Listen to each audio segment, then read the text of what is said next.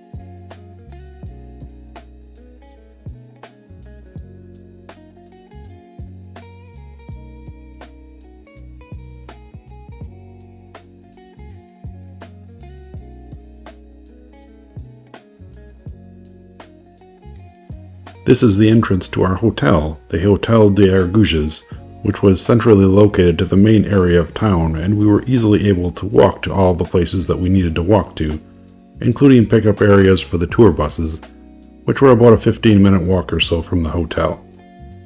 We'll have a separate review of our experience at the hotel, so be on the lookout for that.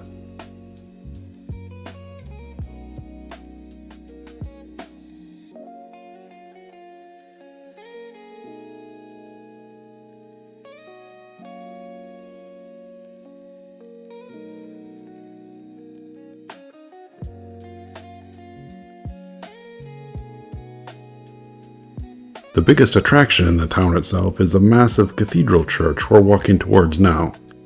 It really stands out and honestly looks much too big for the town it lives in. I would say the grandeur of the building matches up with any of the other cathedrals we saw during our time in France, and this is one well worth seeing.